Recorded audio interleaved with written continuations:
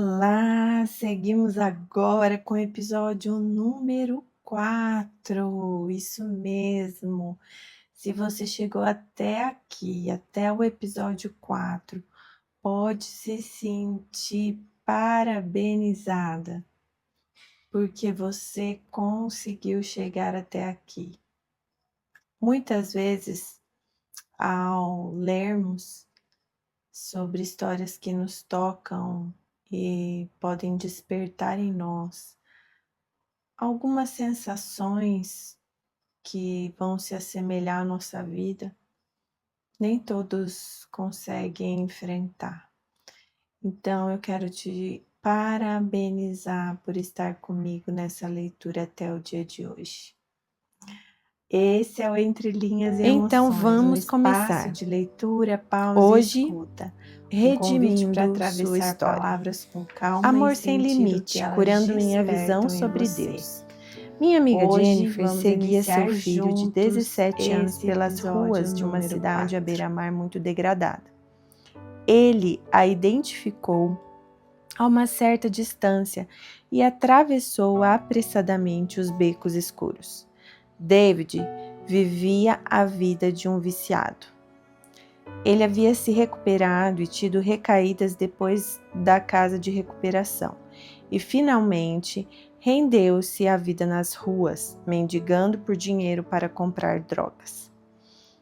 Houve tempos mais esperançosos quando ele vinha até sua casa para se limpar, ficar sóbrio e ser alimentado. Porém, mais cedo ou mais tarde ele desaparecia, frequentemente durante semanas a fio. O desespero tomava conta do coração de seus pais. Quando amigos chamavam a Jennifer por telefone para contar que eles haviam identificado David à distância, detalhando a região onde ele se encontrava, ela entrava no carro para trazê-lo de volta para casa. Nessa ocasião, ao invés de ir em direção a ela, ele fugiu disparado.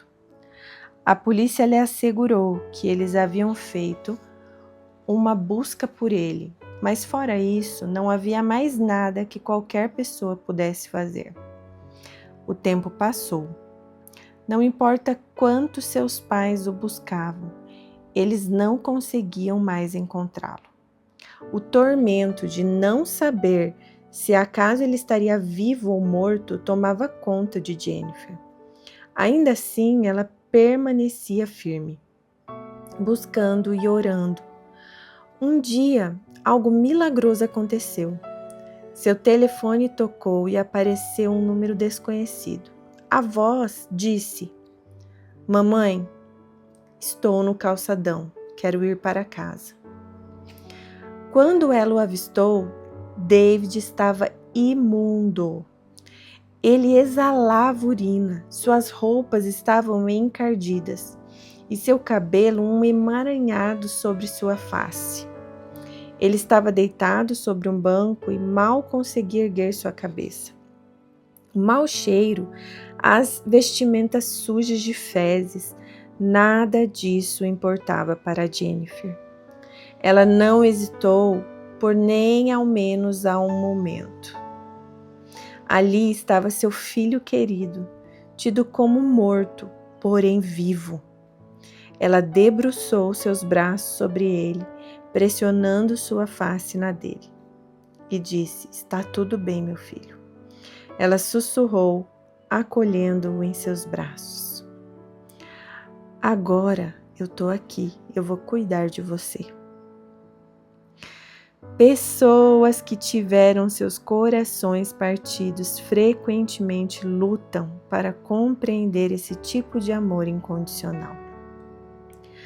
A vergonha paralisante pode nos impulsionar a lugares sombrios, internamente ou até literalmente, onde agimos de formas que são contrárias à atitude de um filho amado. Já estive nesse lugar, então eu sei. Resumindo, achamos que não valemos o esforço. Em algum lugar, durante o caminho, a nossa visão sobre Deus se partiu e com isso nossa autoimagem. Muitos acham que precisam se limpar primeiro para então se aproximar de Deus. A verdade é que quando os pecadores encontravam Jesus, limpar-se era a última coisa que passavam por suas mentes. As mesmas pessoas que se recusavam a ir para a sinagoga, a maioria das vezes, eles nem tinham permissão de entrar por aquelas portas. Comeram com ele e derramaram óleo precioso em seus pés. Prostitutas, coletores de impostos, adúlteros e pessoas embriagadas vinham até ele do jeito que elas estavam e o amavam. Elas estavam doentes pelo pecado e ele era o médico. Simples assim. O que Jesus tinha que atraía os quebrantados e repelia os religiosos? Creio que tem a ver com sua tremenda compaixão pela humanidade de cada um deles. Isolar os imundos havia piorado demais quando ele chegou. Enquanto a lei exigia o cumprimento dos requerimentos de purificação, os partidos de governo dos judeus, os fariseus e saduceus, adicionavam suas próprias regras intermináveis. Jesus classificou essas tradições de jugo pesado. Ele está virado que os sacerdotes que deveriam conectar as pessoas a Deus impossibilitavam que elas o alcançassem. Jesus veio para representar novamente a Deus, por assim dizer, para um povo sofredor. Ele admoestou os religiosos que deturparam o coração misericordioso do Pai. Ele tocava os impuros, um ato sem precedentes, curando-os, restaurando sua dignidade e reintegrando-os à comunidade. Enquanto cursava o meu mestrado, aluguei um lindo bangalô nas colinas ao sul da Califórnia. No dia que meu inquilino assinou o contrato, estendi meu braço para um aperto de mão. Ele rapidamente deu vários passos para trás. Confusa, perguntei ao professor do meu seminário sobre o encontro que tive, e ele explicou que, de acordo com a religião do meu inquilino, ele cria que eu poderia deixá-lo impuro se ele me tocasse e calhasse de naquele exato momento eu estar menstruando. Posso garantir, um de nós sentia-se impuro naquele dia, e não era o inquilino. Senti vergonha pelo olhar desmerecedor que ele me deu, por quase ter quebrado sua regra e eu nem sequer sabia que tal regra existia. A vergonha também é um resultado paralisante de um sentimento de impureza devido às situações que aconteceram conosco. Como resultado, podemos agir de forma vergonhosa, tentando normalizar a experiência. Isso cria um ciclo vicioso que só pode ser interrompido pela graça. Antes de Jesus chegar, tanto os pecadores quanto os sacerdotes não entendiam o amor ardente de Deus por nós. Quando eles experimentaram o amor na pessoa de Jesus, isso revolucionou suas vidas de formas distintas.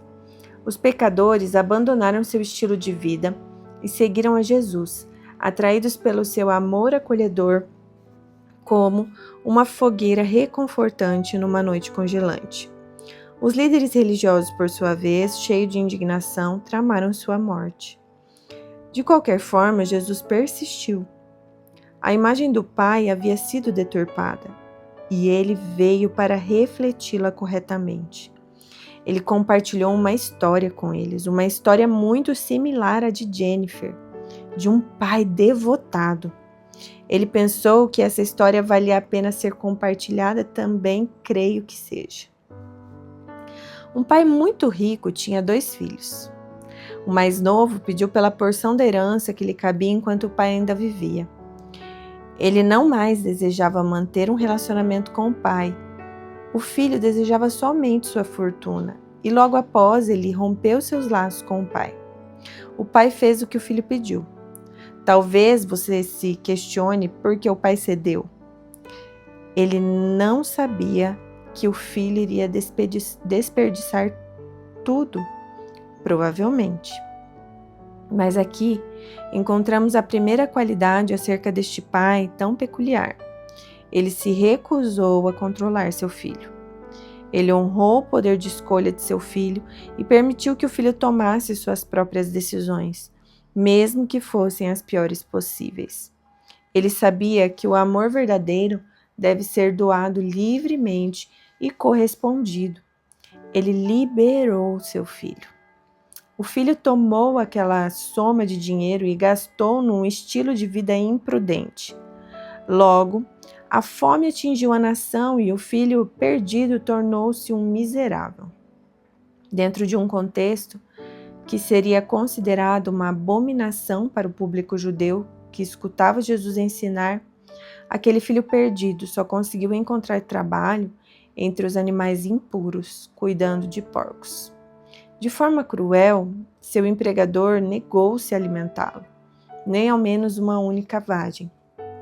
Um certo dia, ele caiu em si e decidiu dar um basta a essa situação. A fome que o fundo do poço gera pode resultar nisso. Ele ponderou sobre a vida abundante que os servos de seu pai desfrutavam e decidiu engolir o seu orgulho. Decidiu voltar para casa. Durante o caminho de volta, ele ensaiou o discurso que daria ao pai. Não sou mais digno de ser chamado teu filho. Trate-me como um dos teus empregados. Lucas 15:19. Olha só o que ele disse, quero repetir para vocês. Não sou mais digno, ou seja, perdi o meu valor. Como se ele estivesse dizendo assim, sou um imprestável. Você alguma vez já se sentiu imprestável? Uma amiga cresceu em um lar abusivo, marcado por condições instáveis e exigências oscilantes. Ela caiu nas drogas e na bebida. No seu ponto mais baixo, ela clamou a Deus e sentiu seu perdão, mas ainda lutava para abraçar a paz que seu amor incondicional proporciona. Uma certa noite, ela teve um sonho. No sonho, ela morreu e foi para o céu. Mas quando chegou lá, se deu conta que era um chinelo. Ela finalmente havia conseguido, mas era um mero chinelo. Até hoje, lembramos e damos muitas risadas. Ocasionalmente, até brinco com ela chamando-a de chinelinho. De qualquer forma, o sonho revelou uma crença fundamental que ela possuía. Talvez eu vá para o céu eventualmente, mas estarei no nível mais baixo. Como o filho, ela pensava que só agradaria a Deus como uma serva, com suas necessidades mais básicas supridas. Porém, não mais seria estimada como uma filha. Quero fazer uma pausa aqui e também falar com você. Olha que precioso isso. Quantas vezes nós nos sentimos nesse nível? Às vezes por situações que nos aconteceram, ou até mesmo por decisões que tomamos como a desse filho pródigo, né? Que pediu herança, saiu, enfim. Mas aqui nós entendemos, e eu quero que você entenda, que às vezes nós achamos que não vamos ser tão estimadas e nos colocamos num lugar de mais baixo nível. Não nos sentimos merecedoras do amor, da graça e da misericórdia de Deus.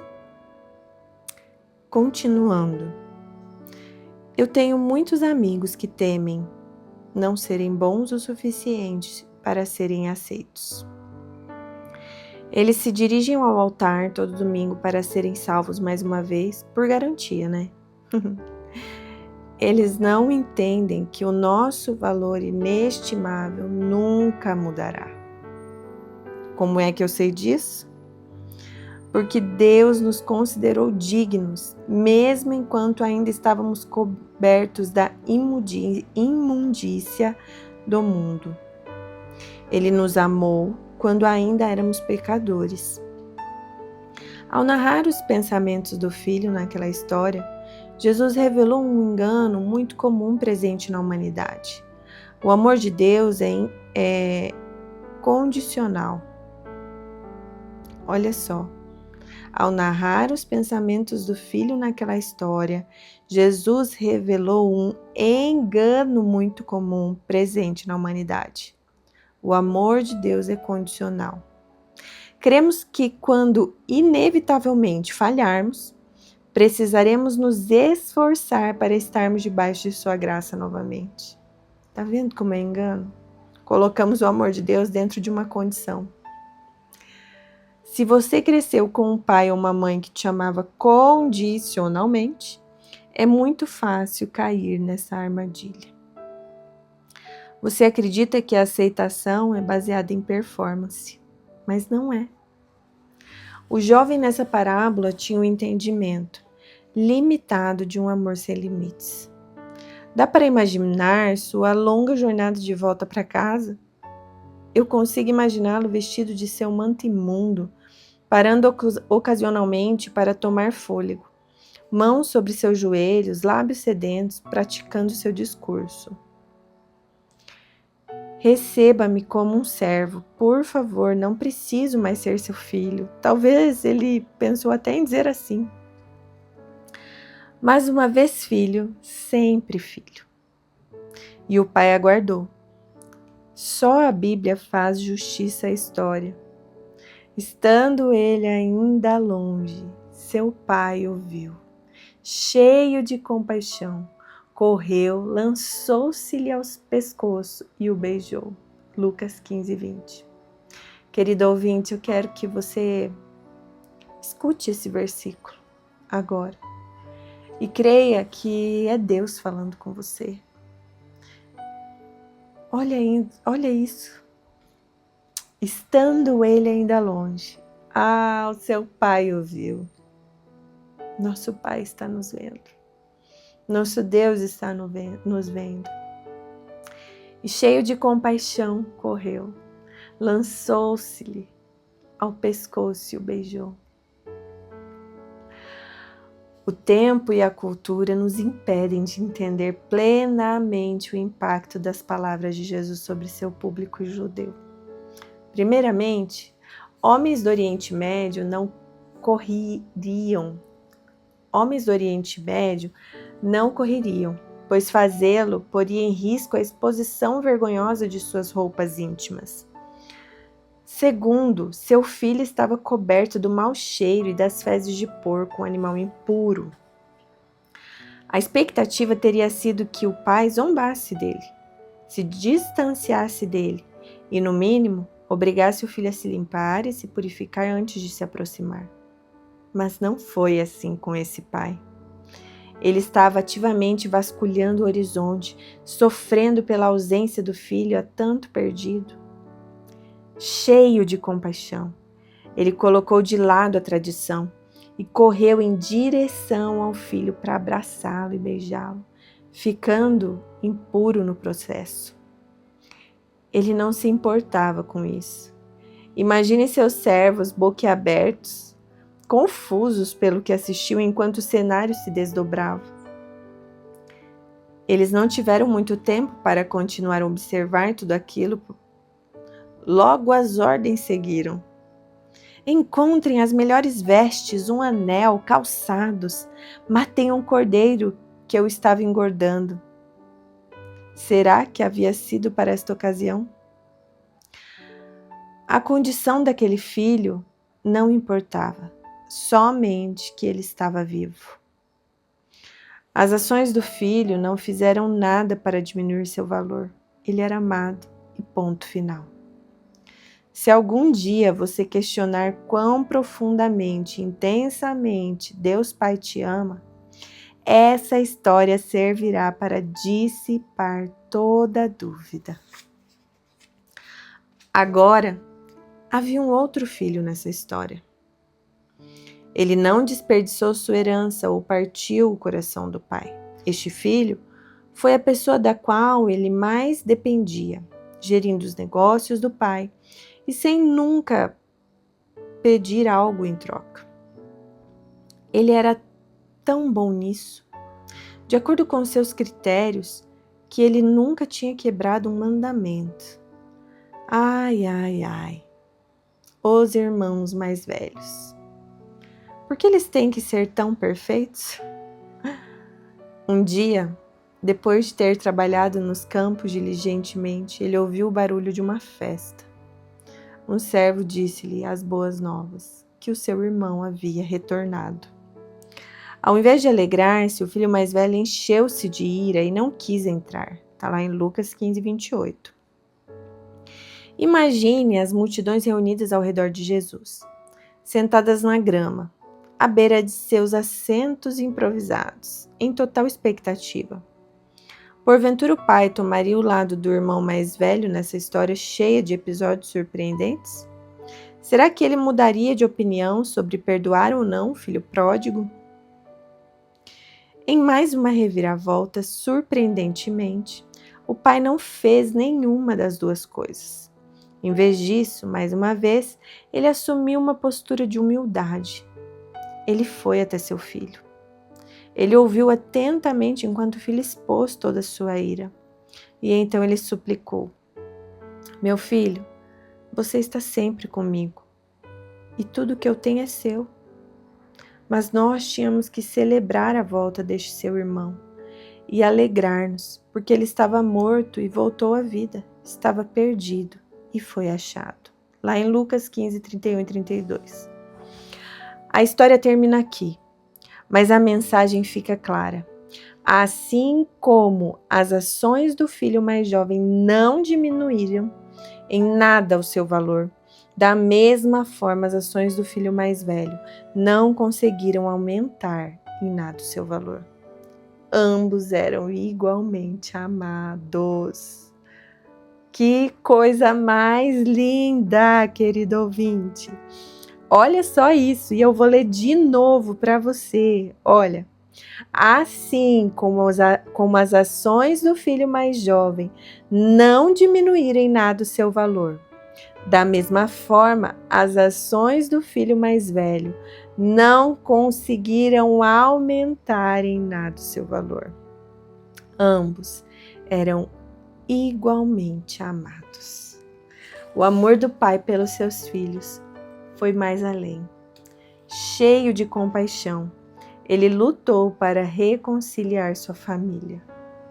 Nada conseguiu impedi-lo, nem ao menos os porcos, a imundícia, a vida devassa e a prostituição, o orgulho, o desprezo, a rivalidade entre irmãos ou a ira. Jesus ofereceu ao seu público uma imagem diferente sobre Deus, da que eles haviam visto exemplificada até então. Nosso Pai Celestial é amável, corajoso, humilde, perdoador e incansável na busca pelos seus filhos. Ele não é maldoso, ditador ou punitivo. Podemos nos aproximar dele uma e outra vez. Tudo que ele tem está disponível para nós. Se pensarmos por um segundo que seja que ele não perdoa e que ele demanda performance, estaremos perdidos. Pode ser que fugiremos para estar com os porcos ou tentaremos executar todas as nossas obrigações religiosas para agradar a Deus, desprezando todas as outras pessoas que não estiveram se esforçando tanto quanto nos esforçamos. Nenhuma dessas opções será a resposta certa. Quando fugimos, ele vasculha o horizonte. Quando nos iramos, ele suplica que vejamos a situação através do seu olhar de graça. Se acaso você se encontra na posição do irmão mais velho hoje, exausto de tentar ser bom o suficiente, liberte-se. O preço já foi pago e custou muito caro. Você é livre para ser acolhido nos braços do Pai, coberto na perfeição do Filho de Deus. E caso você seja o filho mais jovem, em fuga, vivendo em meio aos porcos e coberto das impurezas do mundo, volte para casa, retorne para o Senhor. Tudo ficará bem. Você será amado e perdoado. Aproxime-se dele. Escute seu coração. Eu quase que consigo ouvir as suas palavras dizendo: está tudo bem, meu filho. Eu vou cuidar de você. Ah, querido ouvinte, esse foi o episódio número 4.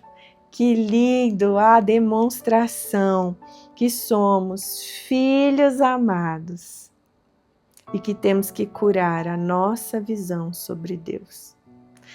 Muitas vezes nós queremos colocar Deus dentro da nossa humanidade.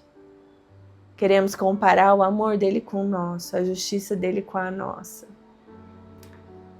E nosso Deus nos mostra que ele não é assim.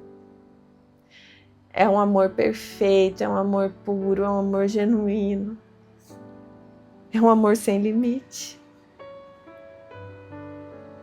Que você, querido ouvinte, seja curado e que eu também, que a nossa visão seja curada, que a nossa visão sobre Deus seja restaurada, que venhamos entender mais desse amor sem limite. Que lindo, né? Seja transformado por estas histórias, tanto bíblicas quanto de pessoas de hoje, e que possamos ter nossa visão sobre Deus curada. Esse foi o episódio de número 4 e nos vemos logo mais no episódio número 5, tá bom?